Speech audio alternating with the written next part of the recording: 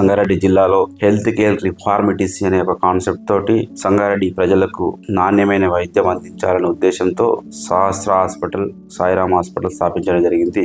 మనం ఈ సంవత్సరమే సంగారెడ్డి సహస్ర హాస్పిటల్లో ఇంట్రొడ్యూస్ చేయడం జరిగింది. న్యూరో కేసెస్ ఒక్కోసారి స్ట్రోక్ వచ్చినప్పుడు విత్ ఇన్ 1 hour లోపు ఇంటర్వెన్షన్ తీసుకుంటే ఎక్కడైతే క్లాట్ వచ్చిందో ఆ క్లాట్ ను కరిగించడానికి ఒక ఇంజెక్షన్ ఉంటుంది.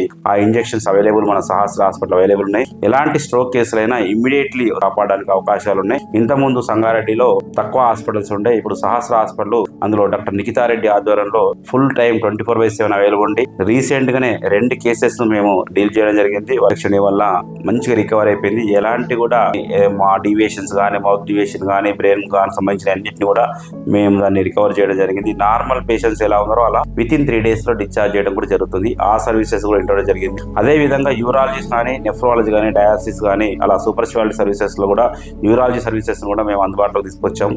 రీసెంట్ గా ఒక పాపకు పైలోప్లాస్టీ, అదేవిధంగా నెఫ్రెక్టమీ సర్జరీ కూడా చేసాం. ఇలాంటి సర్వీసెస్ ను సంగారెడ్డి ప్రజలకు అందుబాటులోకి తీసుకొస్తున్నాం. రేపు ఫ్యూచర్ లో కొత్త కాన్సెప్ట్ తోటి సహస్ర హాస్పిటల్ ముందుకు రాబోతుంది.